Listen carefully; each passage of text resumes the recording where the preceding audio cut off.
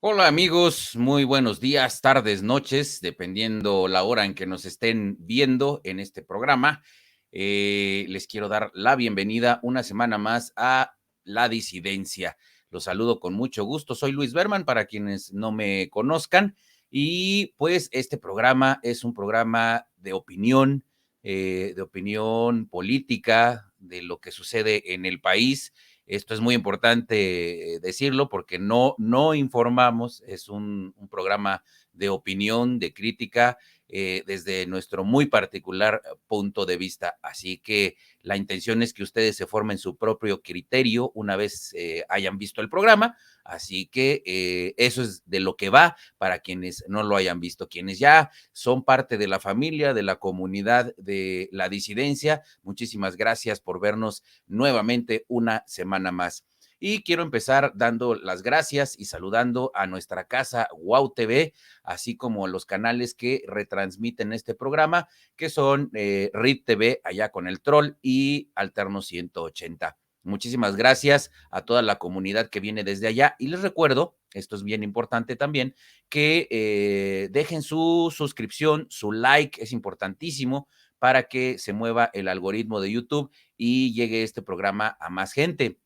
De la misma forma que también pueden compartir este programa por medio de sus redes sociales. Así que muchísimas gracias a toda la gente que ya lo ha hecho, y los que no, pues los invitamos, por favor, a que nos apoyen en ese sentido. Otra forma de apoyar son estos donativos que existen tanto en las plataformas de RIT TV como Alterno 180 como Wow TV, en donde viene un apartado donde pueden hacer ustedes un donativo.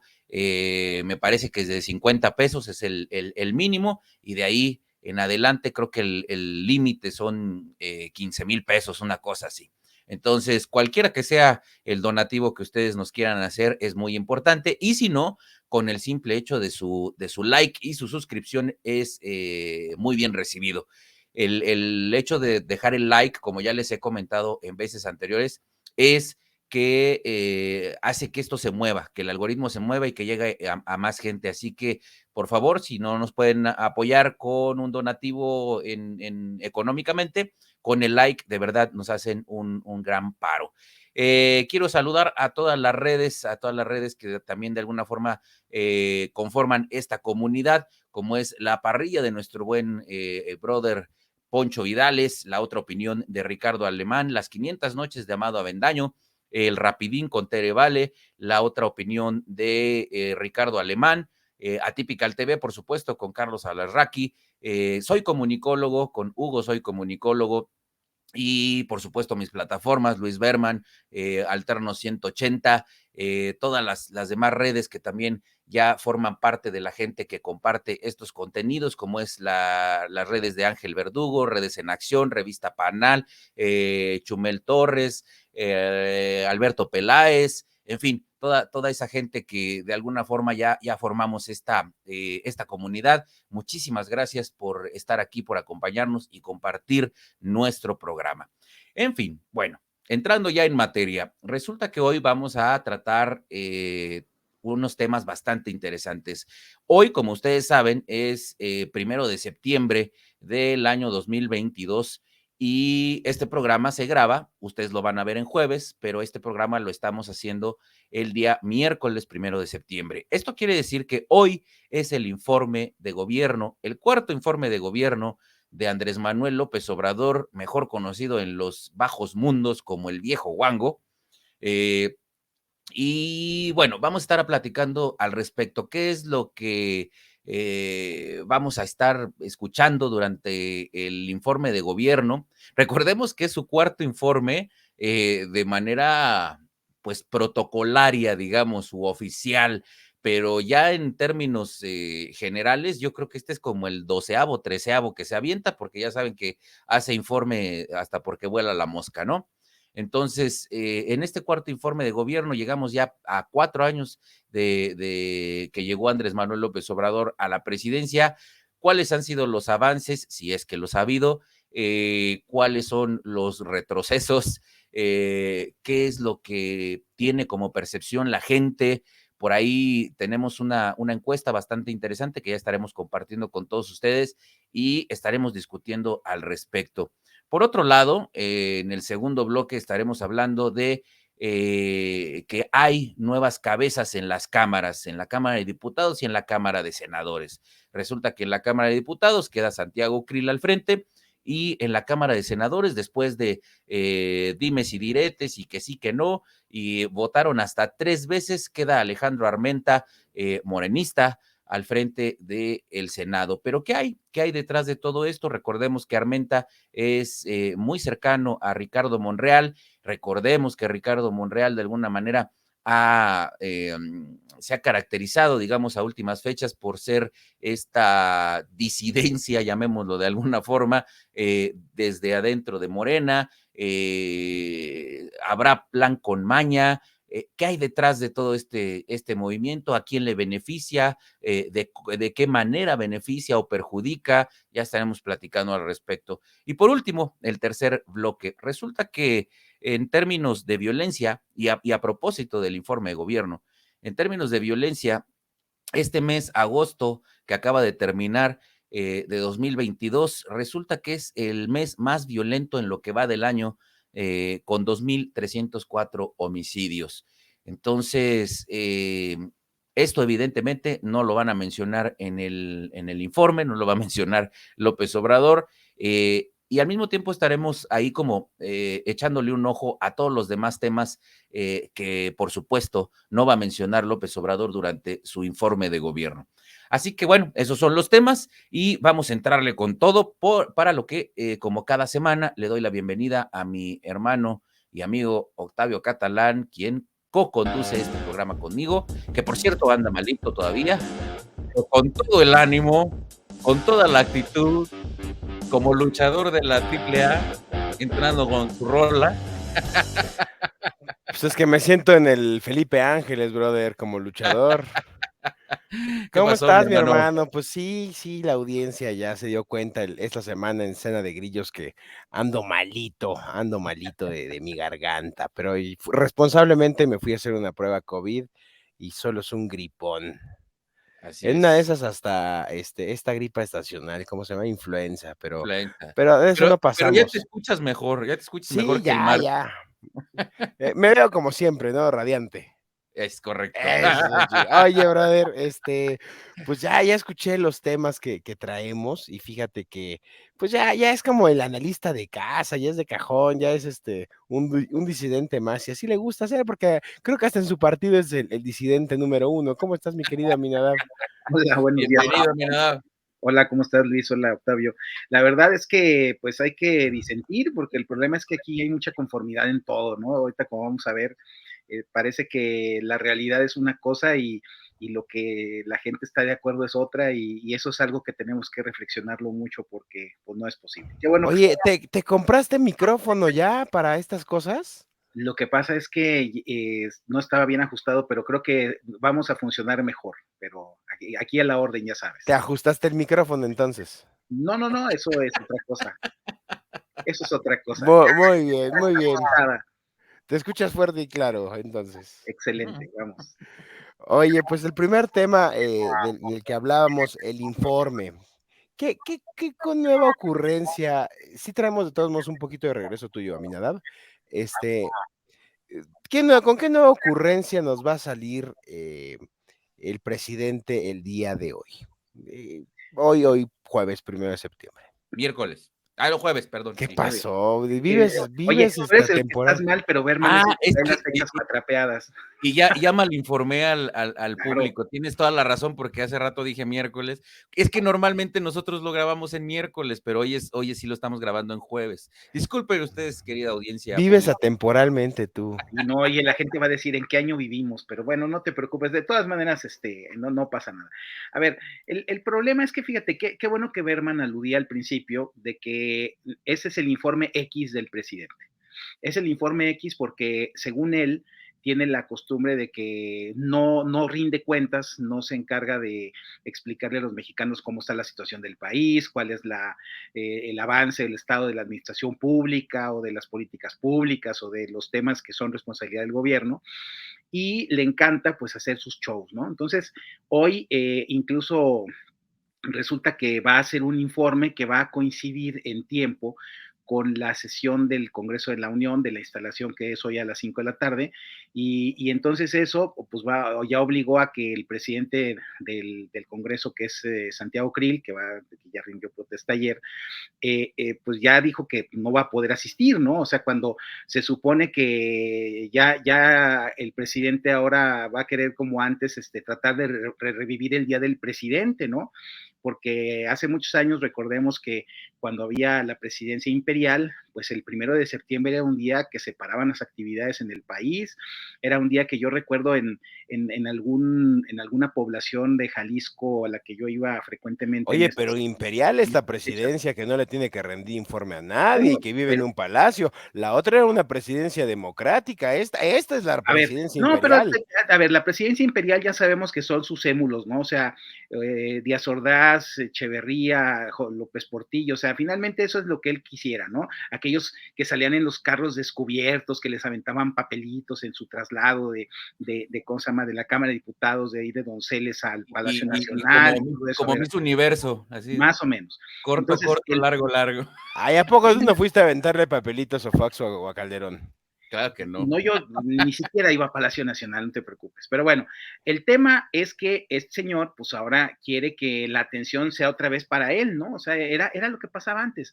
Y justamente recordamos que uno de los avances que tuvimos en la transición era que, en primer lugar, el presidente de la República, pues ya tenía que, empezó a mandar el informe cuando ellos dijeron que Calderón era legítimo, empezó a pasar lo que vendrá en la tarde, que el secretario de Gobernación entregará el documento ahí en la Cámara, etcétera, etcétera. Pero bueno, la novedad no es esa, sino la novedad principalmente va a ser que lo que podemos anticipar es que no va a haber datos ni va a haber hechos en el informe. Se supone que el informe de gobierno, de hecho, se utilizaba durante mucho tiempo, sobre todo los anexos, como una información estadística oficial en donde te venían explicando cómo iba avanzando las finanzas públicas, cómo iban avanzando las políticas públicas, te hablaban de qué cumplimiento había de los programas de gobierno, los objetivos, etcétera. O sea, el informe, pues es un documento como si fuera casi de los que genera el INEGI o los que genera el Banco de México. Eso es una fuente oficial de información. Pero resulta que ahora lo más seguro es que en lo que será sobre todo la parte del discurso, como lo hemos visto ya en los spots con los que estuvo bombardeando este hombre que decía que cuídense de la manipulación en los medios con todo lo que les van a decir, bueno, pues él es el primero. Entonces, lo que va a haber es mucho, no datos, sino percepciones, ¿no? Y justamente hoy por la mañana apareció una encuesta que se difundió por Grupo Imagen, que hizo Berrueto y Asociados, en donde pues es contrastante y es algo que ha pasado todo el sexenio, ¿no? Que mientras la inseguridad crece, la gente está de alguna forma sintiendo que no es un problema tan grave. La economía se cae y sin embargo no todos ven que estamos en una situación cada vez más crítica y más difícil. Hay diferentes indicadores que hablan que el presidente mantiene niveles de popularidad. Entonces, lo más seguro es que lo que diga el presidente, en lugar de justificarse, porque creo que no lo hará, pues va a empezar a decir que las cosas no van tan mal, que la situación económica se está sobrellevando, que no ha sido tan grave. O sea, O eso es lo sea, más que va a espérame. informar. O sea, puede salir como con una frase de este expresidente argentino de estamos mal, pero vamos bien. Pues es lo único que le falta decir, porque es que, mira, desgraciadamente, si se hace un análisis objetivo con los datos concretos y te pones a ver los indicadores, pues obviamente los indicadores es que la economía no crece, que la inflación está subiendo, estás viendo el crecimiento en la inseguridad pública del que vamos a hablar al final, estás viendo que los temas de la educación está de capa caída, incluso antes de la reforma esta absurda que quieren lanzar, tú estás viendo que sigue sin haber medicinas en los hospitales, a ver, todos los problemas de las responsabilidades del gobierno que no se cumplen, ¿no? Sigues teniendo su aeropuerto que dice que es el mejor del mundo, que no tiene vuelos, más que los vuelos de los luchadores, la tercera cuerda, pues esos son los realmente importantes, porque lo demás pues, no ha generado, o sea, no es un detonador de la economía, ni mucho menos. Entonces, lo más crítico que podemos ver es que sí hay esta tendencia a que al no tener los datos duros y no serles favorables, pues entonces se va a ir al juego de las percepciones. Miren la situación, la gente está entendiendo que estamos atravesando por momentos difíciles, la gente está entendiendo que es el México que nos dejaron los neoliberales, es el México en donde estamos luchando contra la injusticia y por eso estamos repartiendo presupuesto. Entonces, todas estas cosas son las que nos llevan a que lo de hoy, pues desgraciadamente, insisto, no será una rendición de cuentas y mucho menos un balance crítico de lo que es el gobierno, porque eso incluso yo recuerdo que en los tiempos de Miguel de la Madrid, en los tiempos de Salinas, en los tiempos de Fox y los de Calderón, sí se hacían balances críticos por parte del gobierno, o sea, sí trataban de subrayar los éxitos, los logros, los avances, eso indudablemente todos lo hacen, pero no dejaban de recontar también los casos difíciles, ¿no? Sobre todo cuando tenían que, en los tiempos de las crisis cíclicas, pues decir, oigan, pues tuvimos que hacer el pacto y tuvimos que subir los impuestos y bueno, o sea, porque ahí todo tenía que ver.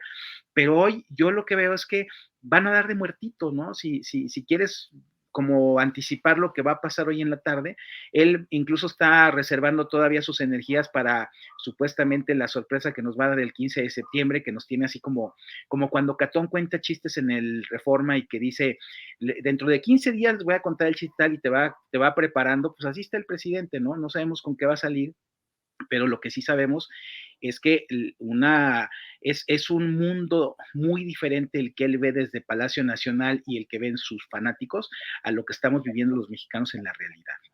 A propósito de eso que comentas, Aminadab, ¿le podrías compartir a la audiencia algunos datos de esta encuesta de la que mencionas para que veamos el contraste, ¿no? Justo lo que dices, la realidad, esta percepción que tiene la gente respecto a la realidad, lo que está sucediendo, ¿no? Pues sí, mira, hay algunas cosas. Mira, hay unos primeros datos donde habla que hay un 36% de mexicanos encuestados que sienten que el país está estancado, pero otro 36% piensa que estamos avanzando. O sea, que ahí hay una división de opiniones. Pero resulta que hay un 60% que tiene una opinión buena o muy buena del presidente, ¿no?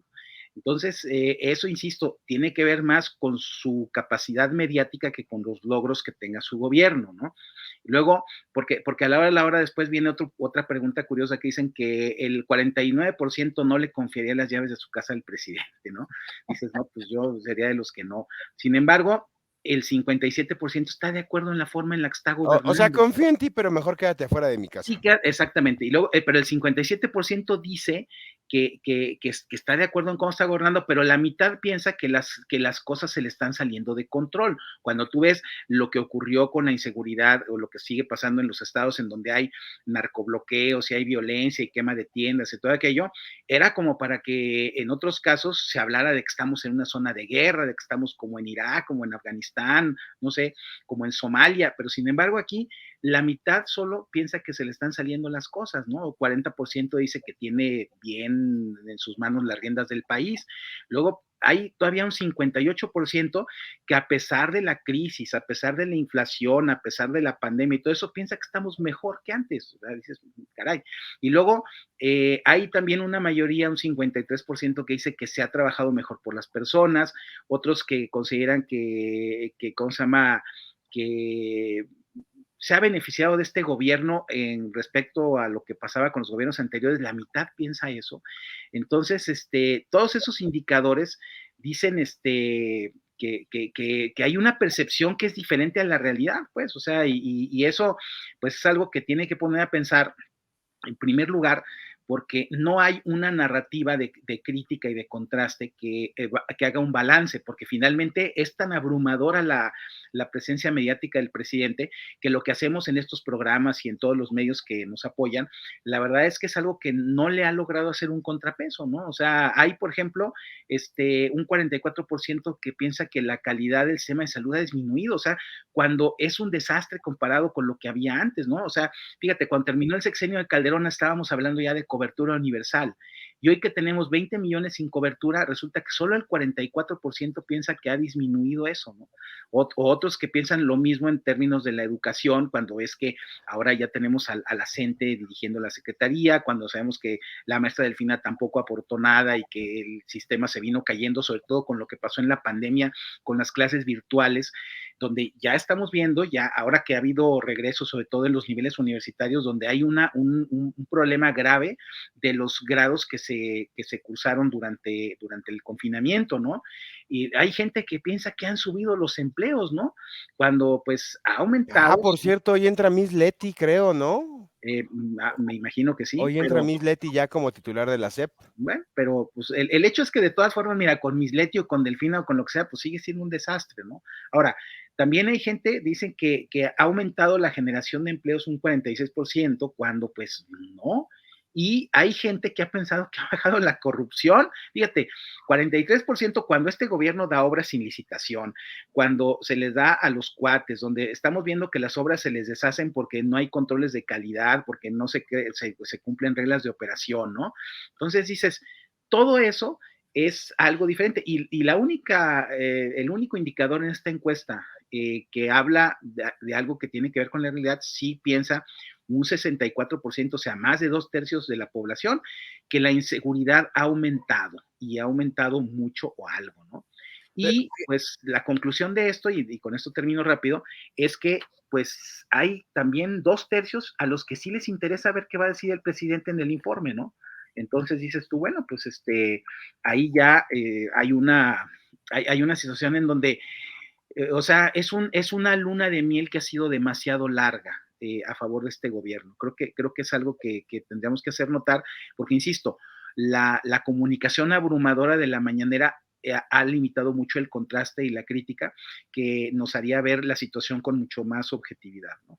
Justo eso es a lo que iba, Minada, porque el martes, durante Cena de Grillos, Octavio precisamente preguntaba de manera muy puntual. Justo para finalizar el programa. Ajá, ¿a qué se debía, no? Precisamente esta percepción por parte de la ciudadanía respecto al gobierno de López Obrador. Y yo, en mi intervención, yo le comentaba que precisamente es la estrategia de comunicación que tiene, que lo está apoyando de manera abrumadora, ¿no? O sea, Jesús Ramírez Cuevas, los chayoteros que tanto están jode y jode, toda la chairiza, que nos dice a nosotros que nosotros somos los chayoteros, cuando realmente los chayoteros no se han acabado y que son a los que precisamente el gobierno les paga para hacer propaganda, ¿no? Entonces, son ellos, es todo el ejército que tiene Jesús Ramírez Cuevas para estar atacando, digamos, en redes sociales. Y cuando digo atacando, me refiero precisamente a mover toda esta información propagandística por parte del gobierno. Entonces, me parece que eso es lo que está sucediendo, es decir, la estrategia de comunicación es aplastante, ¿no? Lo que le están metiendo, perdón, mucha lana y le están metiendo mucho esfuerzo, digamos, en ese sentido, y pues bueno, les está dando resultado. Ahí están las encuestas, ¿no? Mira, pero hay algo ahí, Berman. Lo primero es que este gobierno sí tiene una estrategia unificada de cómo actuar en estos casos, ¿no? Ellos tienen un mensaje que es repetir lo que diga el presidente. Tienen los medios, no solamente los medios masivos ¿Tú electrónicos no o repites lo que dice electrónicos. Marquito con K? ¿Perdón? ¿Tú no repites lo que dice Marco con K? No, de hecho O casi sea, ni no lo. hay una estrategia unificada. No, porque no hay Ese es una el estrategia pedo, unificada. cabrón. A ver, pero ahí voy, espérame. El problema es que cuando estamos hablando de un mensaje, cuando tú ves a la oposición que no tiene un mensaje unificado, o sea, empezando porque cada partido y cada organización de la sociedad civil tiene su propio mensaje y su propia causa, que muchas veces ahí sigue habiendo antagonismos ideológicos, sigue habiendo posturas diferentes.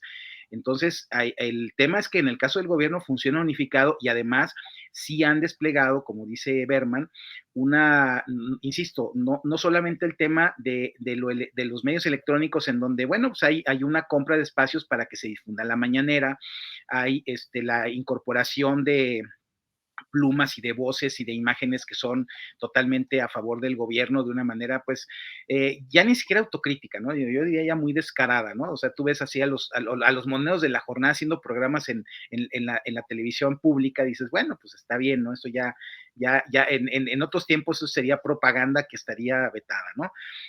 Pero sin embargo también tienes todo el despliegue en los medios digitales, o sea, tienen a los ejércitos que trolean, que hacen boots, que meten perfiles falsos, que tienen todo este despliegue que en cuanto hay un programa que les llega a incomodar o algún space o cualquier cosa, pues empiezan a enviar todo lo que son las estrategias digitales que hay, pues justamente para bajar los algoritmos, para a lo mejor pedir censura y que ciertas cuentas sean castigadas, o sea, todo eso lo tienen ellos montado y la oposición ni siquiera ha podido integrar un entorno digital, ya no digamos que tenga un mensaje coherente, ¿no? Sino que sea operativo, ¿no? Que sería la alternativa. En absoluto, no tienen una estrategia. Entonces, ¿cómo quieres, Octavio, que yo siga al presidente de mi partido si a veces en mi propio partido tiene muchos espacios, o sea, los espacios que tiene como partido, como grupos parlamentarios, como gobiernos estatales y municipales,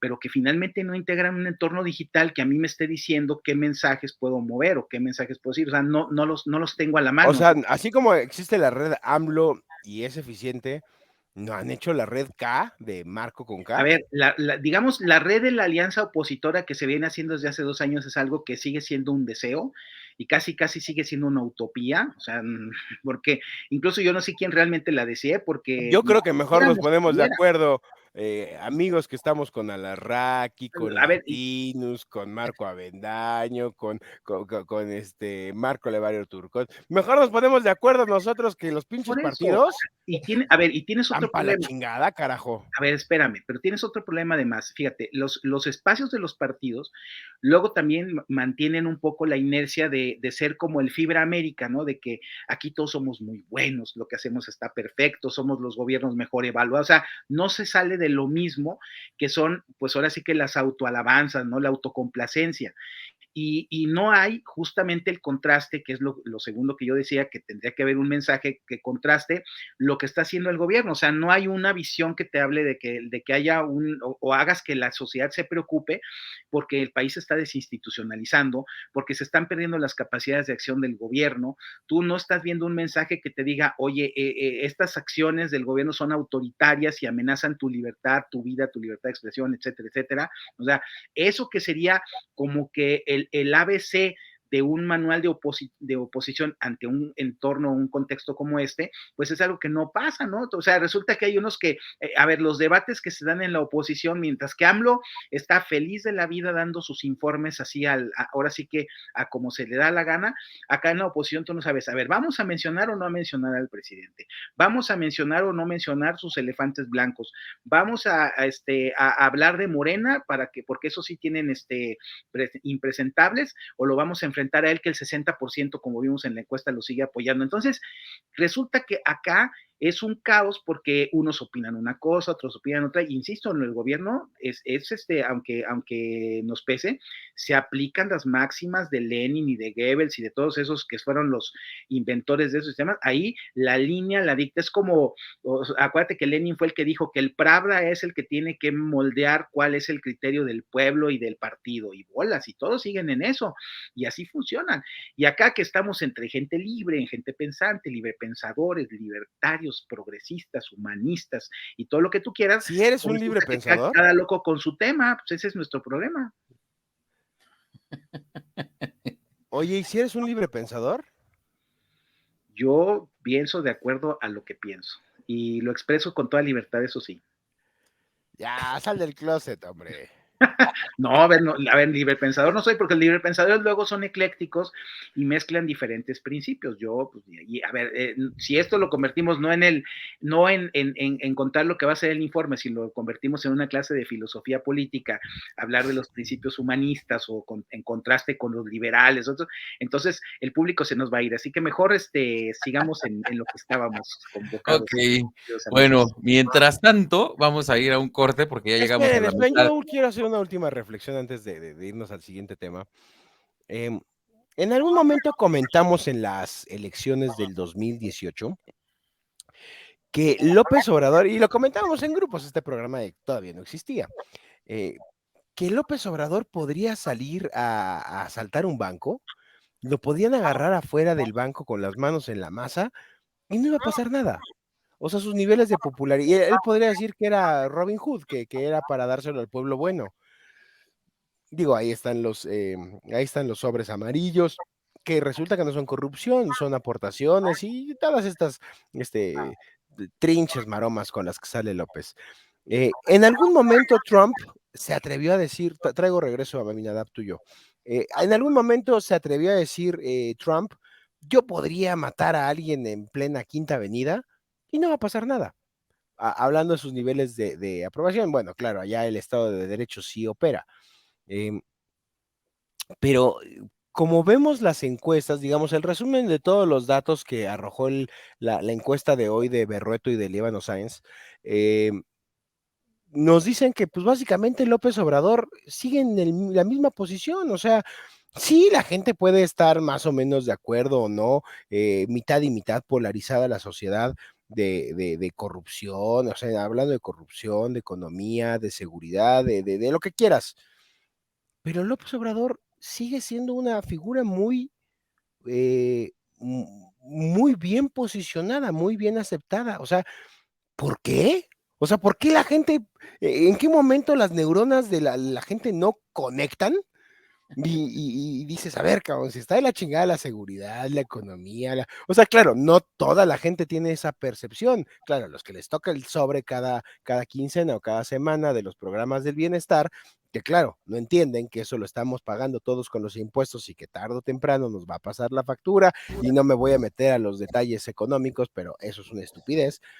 Pero, a ver, lo que decías y a lo que le vamos a entrar ahorita más adelante a la parte de seguridad, o sea, ¿en qué momento no hacen sinapsis las neuronas de la gente? Es porque no comen proteína, cabrón, es porque de verdad la crisis alimentaria está tan cabrona que ya la gente no conecta las neuronas, güey. ¿Qué pasa? A Que ver, no dicen, a ver, el El culpable de ácido esto es López fólico. Obrador. a ver, déjame decirte, a ver, yo creo que el problema es que, a ver, la gente sí funciona y sí es inteligente.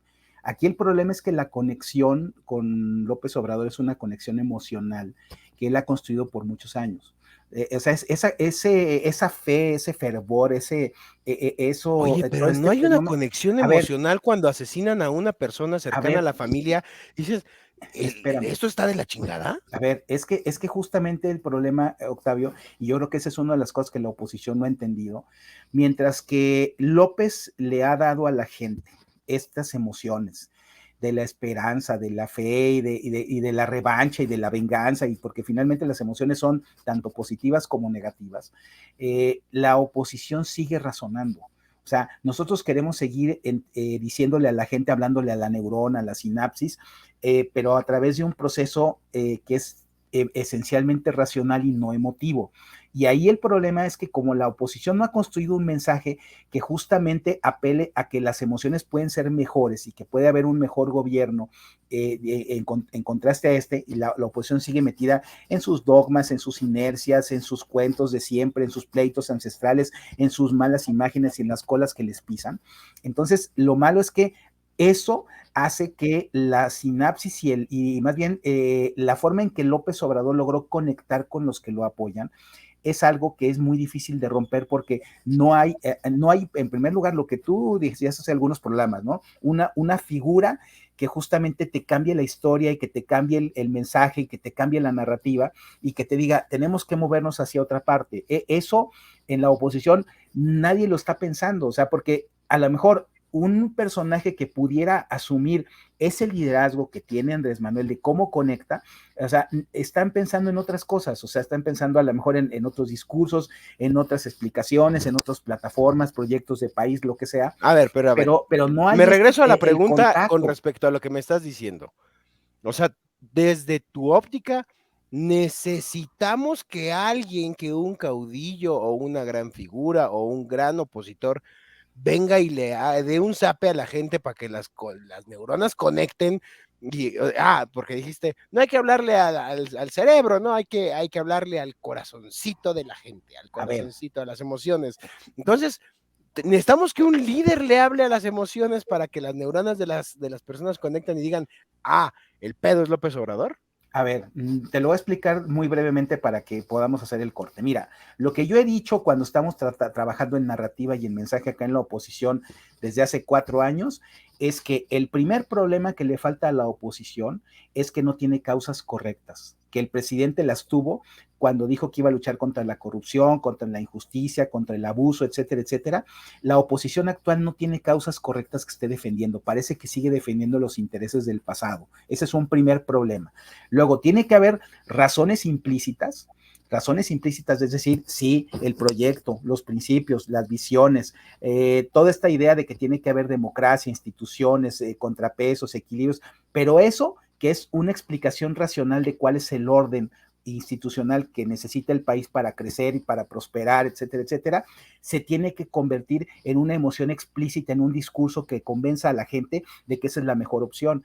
Y eso es donde no estamos funcionando. Todo esto que estamos diciendo, ciertamente pues puede tener efectos en los que están ya en contra del presidente, eso, pero la oposición no ha construido un mensaje que contraste el mensaje de López, y eso lo vemos en la encuesta. La encuesta lo que nos está diciendo es que la narrativa que domina es la del presidente y no hay algo que le haga un contrapeso.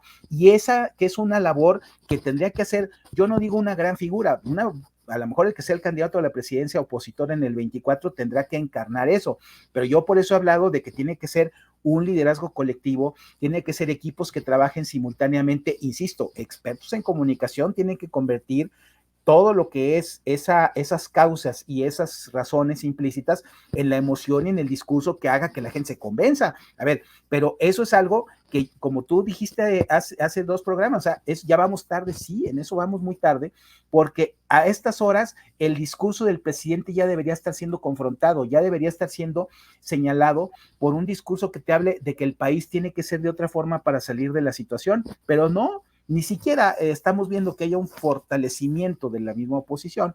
Entonces, por eso es por lo que el presidente llega a este cuarto informe como llegaban en el pasado, cuando el cuarto informe era el cenit del poder presidencial, era ya cuando el presidente era el dueño absoluto de vidas y de futuros y de fortunas. Y entonces, pues casi así está López, ¿no? Y pues nos dará mucha pena, pero con datos como los de la encuesta, son demasiado duros contra lo que no ha hecho la oposición en 4 años.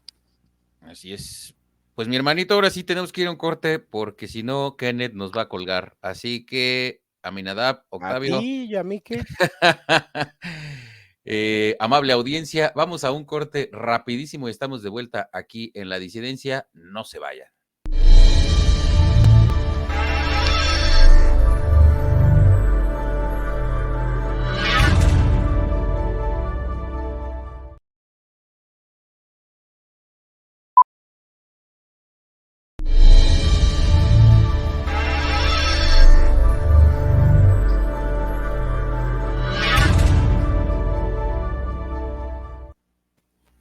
Ya estamos de vuelta, amable audiencia, público conocedor, y pues bueno, retomando un poco del bloque anterior, pues vemos que la percepción que tiene la gente pues es muy distinta a lo que está pasando en el país, pero justo en este segundo bloque, el tema es que cambia las cabezas en las cámaras, tanto en la de diputados como en la de senadores. Ya decíamos al principio, queda en la de diputados Santiago Krill y en la de senadores Alejandro Armenta, después de que se repitió la votación, me parece que en 3 ocasiones, y todo el tema que hay detrás, concretamente en el caso de Armenta, ya decíamos, está del lado del bando, digamos, de Ricardo Monreal. ¿Qué hay detrás de todo esto, amigos? ¿Qué hay detrás de todo esto, mi querido Octavio, mi querido Aminadab? ¿Cómo podemos darle lectura a esto? Yo quiero nada más, hijo, es que me dejó un sabor de boca que no puedo no escupirlo aquí, mi querido Berman, el bloque pasado. Escúpele a los otros. Pero a ver, mira, yo tengo que hacer una reflexión obligada. En la Segunda Guerra Mundial, los ataques eran una cuestión muy bien dirigida de ambos bandos por un asunto de disciplina, por un asunto, pues mucho de educación europea. A ver, si iba a haber un atentado contra un tren, sabían que el tren iba a pasar a las 14:57 con 12 segundos.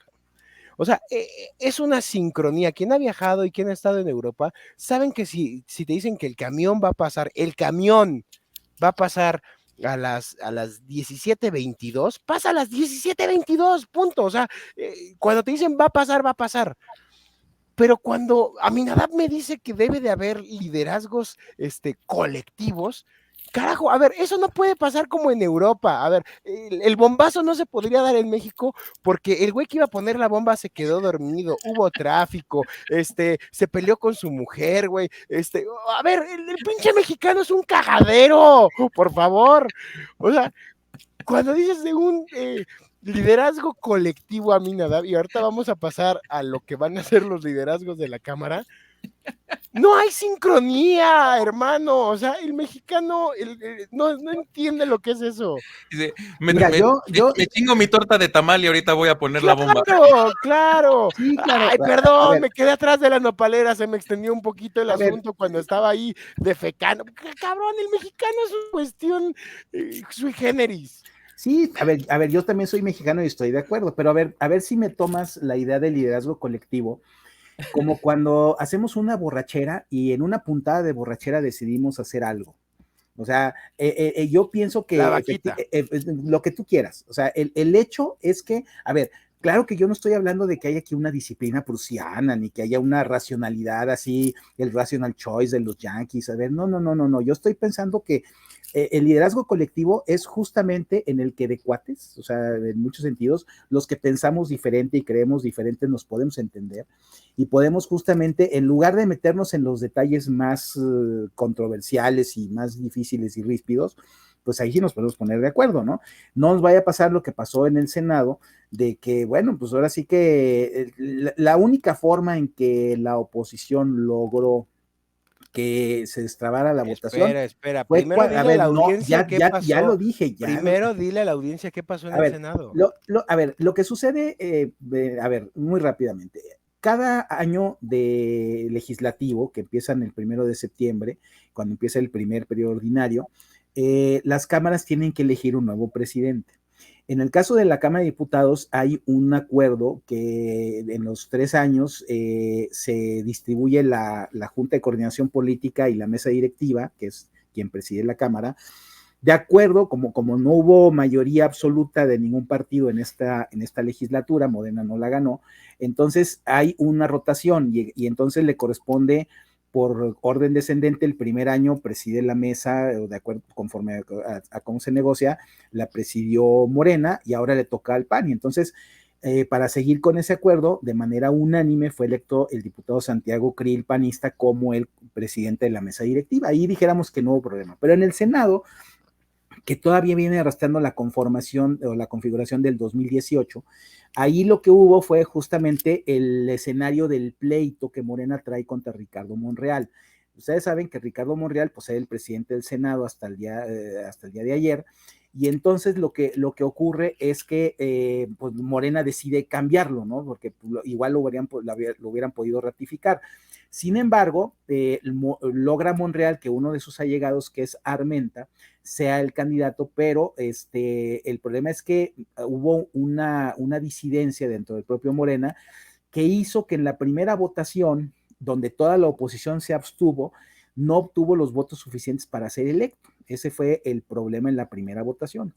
Entonces, hay unas reglas medio extrañas ahí en el caso de las cámaras, pero particularmente en el Senado, que hay una interpretación de que los votos de los ausentes se suman a los de la mayoría. Entonces, como se habían abstenido, los de Morena decían, no, pues entonces que ya quede, porque es como si hubieran votado a favor de Armenta en la primera votación, y la oposición dijo, no, pues ¿cómo creen? Si nuestro voto es en contra. Entonces, hay una segunda votación que queda empatada, que quedan 60 votos a favor y 60 votos en contra, porque hubo 4 votos de los mismos de Morena que pues no dieron el número suficiente. Entonces, la oposición, para destrabar el tema, sin que hubiera, porque la única planilla pues para encabezar el Senado era la de Armenta, la oposición no había postulado a nadie. En la tercera votación, de manera informal, propusieron a Ricardo Monreal, ¿no? Y entonces eso hizo que Morena dijera, no, y entonces sí, ya muy contentitos, apoyaron a Armenta, que a pesar de que es gente cercana y allegada a Monreal, de todas formas, pues ya no es Monreal, que eso es lo que ellos querían para el asunto de sus consumos internos, de sus corcholatas, de que finalmente anda presentando libros en contra de Andrés Manuel y que trae sus coqueteos con Movimiento Ciudadano. Entonces, finalmente, el protagonista de esta acción es Monreal, en donde yo creo que hizo un alarde de fuerza, al no obstante dejar la presidencia del Senado, hace un alarde de fuerza porque demuestra que él puede descomponer la situación ahí, que todas las cosas que el presidente de la República, ahora que va a querer legislar en leyes secundarias, cosas que tienen que ver con temas electorales, con temas energéticos, con temas, por ejemplo, esto de la iniciativa esta que acaba de mandar para que la Guardia Nacional ya sea dirigida por militares, todo eso, Monreal le acaba de mandar la señal de que, ¿sabes qué? O te alineas conmigo o yo en el Senado aquí te reviento todo. Y sí es una señal que me parece a mí muy fuerte, que está lanzando, ¿no? Y yo lo que no entendí es la oposición, o sea, que jugó ayer un poco el papel de comparsa, ¿no? Porque resulta que son los que son copartícipes de la forma en que se toma la decisión y al final quedan inconformes de que se decidió lo que se había pensado, ¿no? O sea, fueron usados por Monreal y yo creo que eso es lo que sí debería causarles un poco de molestia, pero bueno, vamos a ver, Oye, ¿fueron usados o de alguna u otra forma se sienten cómodos? O sea, digámoslo de forma amigable, Monreal no es un ultramorenista, Monreal es lo más equilibrado que tienen adentro del grupo Guinda. Monreal es un sujeto con el que se pueden sentar a negociar y saben que en Monreal les va a cumplir. O sea, digamos, Armenta va a ser un segundón de Monreal, que pues veremos hasta dónde sus ansias de poder hacen que se desprenda de Monreal y entonces todo el juego se le acabe a la oposición. Pero hasta donde se vio, bueno, pues la oposición, digamos, PRI, PAN, PRD y MC actuaron de una forma, digamos, medianamente racional en el Senado, ¿no? Sí, pero por eso te digo que a mí me extrañó la reacción del coordinador del PAN, que habló de traición y que habló de algunas cosas como un poco fuertes, cuando finalmente, insisto, yo la señal política que detecto ahí es que Monreal les está mandando un mensaje a los suyos de Morena, de decirles, o se calman o yo aquí les hago un relajo y tengo poder para hacerlo, ¿no? Y creo que quedó muy, muy claro. Y obviamente la oposición pues participa de eso, ¿no? O sea, insisto, yo por eso usé a lo mejor dije el término usar de manera muy concreta, pero finalmente pues es también en tono de conveniencia, ¿no? Yo no sé si este tipo de reacciones son también para consumo interno de la oposición, es decir, no, para que vean que nosotros no estamos alineados con Monreal, pero el hecho es que ahí es un punto que puede ser neurálgico para que resulte que todo este panorama que el presidente de la República quisiera, de que las leyes que va a estar presentando en estos últimos años de su sexenio pasaran y que lo que no puede hacer de reformas constitucionales lo haga a través de leyes inconstitucionales y que tengan vigencia en tanto la Corte no las declare inconstitucionales, bueno, pues entonces este tipo de proceder pues abre la puerta de decir, oye, pues no va a estar tampoco eso tan fácil, ¿no? Eso que pareciera muy automático, voy a dar en la torre a línea a través de la ley secundaria, voy a dar en la torre a lo que falta de la competencia en el sector energético, voy a consolidar mis cambios educativos, o sea, todas las cosas que ha venido amenazando y las que amenaza el 15 de septiembre, pues seguramente, pues el problema es que Monreal se va a poner así como que va a vender caro su amor, ¿no? Y se los está diciendo. Y en ese sentido, yo insisto que la puerta de MC es una puerta entreabierta que puede utilizar y se puede convertir en el candidato que se convierte en el refresco de naranja de la botellita no destapada. Entonces, aguas, porque, o sea, ese tipo de factores sí pueden hacer que haya cambios, no porque la oposición tenga un mensaje, sino porque el propio Morena se puede resquebrajar muy fuerte en eso. Oye, a ver, ya tenemos que prácticamente cerrar este tema y tocar muy rápido el de la seguridad, pero pues hay un asunto que Aminadab, si no te lo suelto aquí, pues no tendría sabor este programa, hombre. Estás enfermo, hombre, no hagas eso. Y también Yo, tiene gripa. yo hace 2 semanas, sí, y también tengo gripa, hace 2 semanas estuvimos en un evento en el Estado de México donde estuvo Santiago Krill. Creo que incluso te hablé y lo conversamos ahí muy en corto. Uh-huh. A ver, lo voy a decir abiertamente porque vaya, el que pueda tener acceso al contenido de ese, pues, a un video, a un testigo, a lo que sea de ese evento, pues no me va a dejar mentir. Parecía que Santiago Krill estaba pedo, cabrón. O sea, ya, para hablarlo buen cristiano. Pero no le vi articulando una idea sensata. O sea, tenemos candidato y vamos a ganar y lugares comunes, pero ni siquiera articulado, no entusiasma, no prende. Y dicen los que saben, cercanos al líder con K, que es el ungido, va a ser el elegido para la presidencia. Por parte de los pitufos. Entonces, ponerle la presidencia de la Cámara de Diputados, por lo tanto del Congreso de la Unión, no es muy a modo para darle exposición hacia la construcción de su candidatura presidencial, porque si es así, me regreso al evento de hace 2 semanas, qué personaje tan gris. A ver, Octavio, lo primero es que en cuanto a los estados de cómo estén las personas, yo creo que sería bueno que te cambies el nombre y te pongas Federico Arreola, ¿no? Si quieres, para que hables. O sea, yo creo que independientemente de la expresión de cualquier persona, pues hay que respetar, ¿no? O sea, eso sí. Bueno, a ver, si va pedo está bien, pero hay crudos que dicen cosas más sensatas. No me preocupa. A ver, yo voy a hablar. A ver, yo con Santiago Krill trabajé en su campaña, en su precampaña en 2005. Lo conozco muy bien, mantengo una relación cercana con él, y lo que puedo decir en primer lugar es que sí es alguien que, como un liderazgo en el partido, desde mi punto de vista muy personal, no ha desarrollado una fortaleza que pudo haber tenido en algún momento dado. Es algo que actualmente, recuerda que él fue coordinador en el Senado y que las revanchas calderonistas lo sacaron a patadas cuando puso a Gustavo Madero el calderonismo para sustituir a Santiago cuando se fue Manuel Espino de la presidencia. Santiago ha sido alguien que ha trabajado muy cercanamente con Ricardo Anaya primero y ahora con Marco Cortés, pero también tienes que saber que el momento en que Krill llega como vicepresidente de la mesa directiva fue desde que se instaló esta legislatura. O sea, yo creo que no es que lo hayan puesto en la presidencia de la Cámara para promoverlo. A ver, eso es algo que ya venía desde entonces, ¿no? Porque eso es algo evidente, ¿no? Bueno, a ver, pero es que hay que explicarle a nuestro público. O sea, no es una cuestión perversa que el PAN lo esté promoviendo. A ver, era una posición que desde que inició la legislatura estaba claro que cuando el PAN le tocara la presidencia de la mesa directiva, esa le iba a tocar a Santiago. No es por promoverlo, ni mucho menos. Entonces, yo en lo personal, en la segunda ocasión en la que fue candidato presidencial, yo ya no lo apoyé, porque en el PAN tenemos esa libertad de que podemos apoyar. Espérame, ¿podría regresar a este programa más adelante si llega a ser el ungido, donde digas, no es para promoverlo, ni mucho menos? A ver, bueno, pues tú puedes, ya veremos si es que eso pasa, a ver qué digo y verás que te puedes morder la lengua, porque no suelo ser así. Lo que sí digo, y creo que para responder tu inquietud y decírsela al público, es que el propio Santiago ya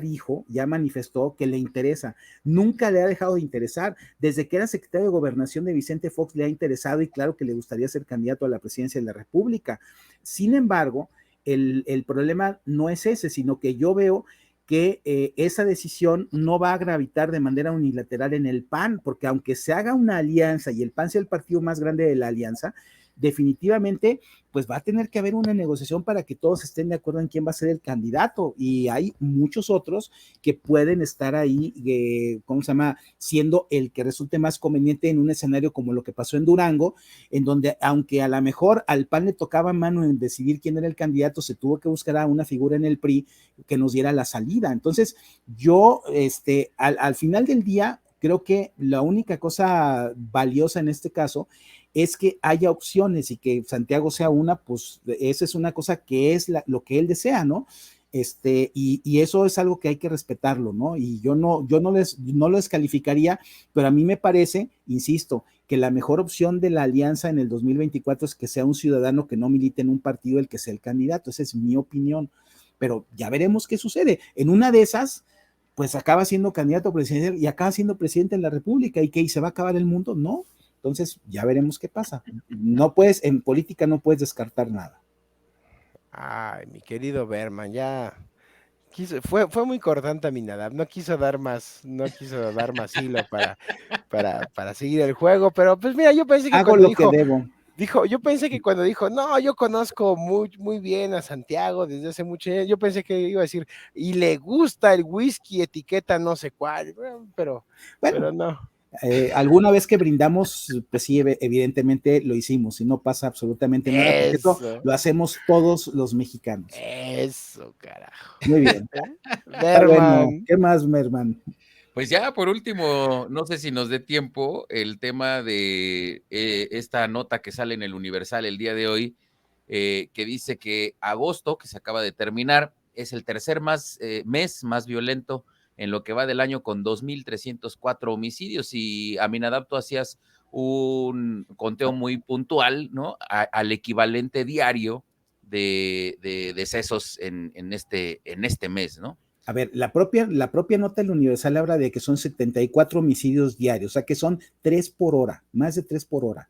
Entonces, cuando en un país están matando a más de 3 personas por hora, en términos de violencia, es un país sumamente violento. O sea, estamos hablando de que hay portación constante de armas, hay amenaza constante de armas, o de sicarios que están en las calles impunemente, que están a lo mejor extorsionando, secuestrando, o que están distribuyendo cualquier cantidad ¿cómo se llama?, de enervantes, de precursores, etcétera, y pues actúan con una total impunidad, ¿no? O sea, yo sé que podríamos ir a detalle de eso, pero el hecho es que, a ver, esta mortandad es mucho más del doble de la que había cuando era la famosa guerra de Calderón. O sea, estamos llegando a un agravio que, insisto, pudiera parecer que quienes están a favor del presidente, los de los mexicanos que hablamos al principio, pues no lo quieran ver, pero la realidad es que ellos mismos decían en aquel tiempo que el país estaba convertido en un cementerio. Bueno, pues o sea, ahora ya va a ser pronto una fosa común si seguimos a este ritmo. Ellos decían, es que lo que pasa es que la violencia es del Estado, ¿no? Y ahora ya salió hace algún tiempo López Obrador repitiendo lo que decía Calderón, son enfrentamientos entre los propios cárteles, ¿no? Pero sin embargo, a diferencia de lo que pasaba con Calderón, que sí actuaba el ejército y sí había una estrategia para enfrentarlos, aquí lo que tenemos es la orden de que no actúe la autoridad, de que no se les persigan.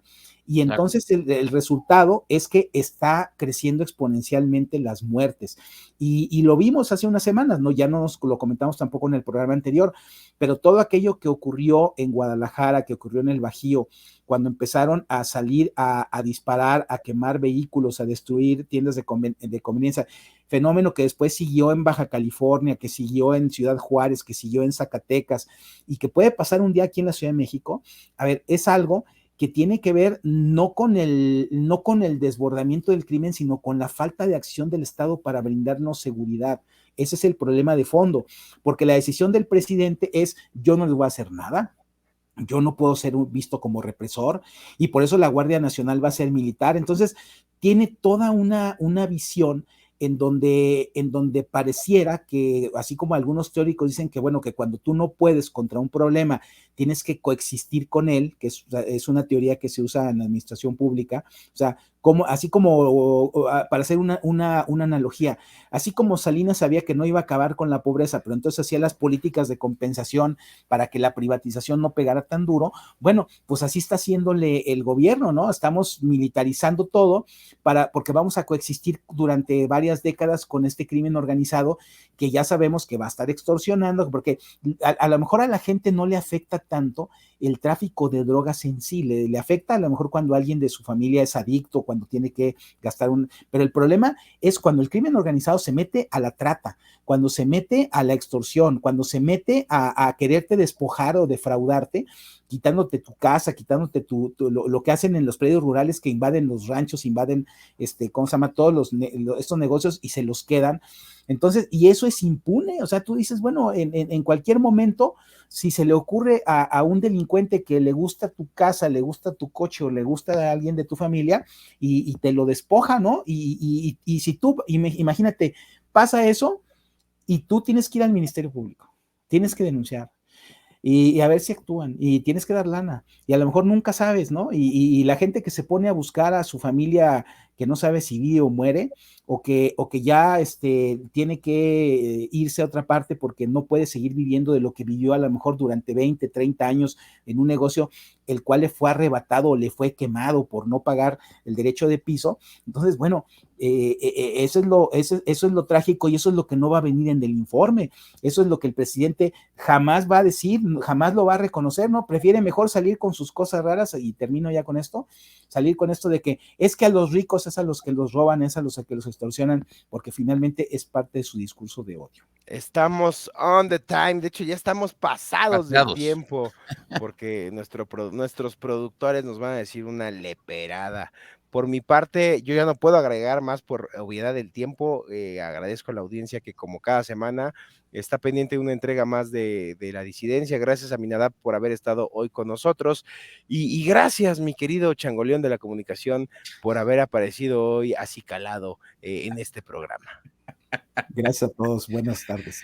Gracias, Aminadab. Es mi hermano, es mi amigo, me quiere. Imagínense si no me con quisiera. Con el alma, hermanito, con el alma. Muchísimas gracias, Aminadab, como siempre, muchísimas gracias, Octavio, y a ustedes, querida audiencia, público conocedor que siempre nos acompaña aquí en La Disidencia. Muchísimas gracias por su compañía. No olviden su suscripción, su like y compartir, por favor. Esta fue una entrega más de La Disidencia. Ustedes tienen la última palabra. Háganse su propio criterio y nos vemos la próxima semana en un programa más de aquí de La Disidencia, donde siempre dejamos que hable la libertad. Nos vemos. Hasta la próxima.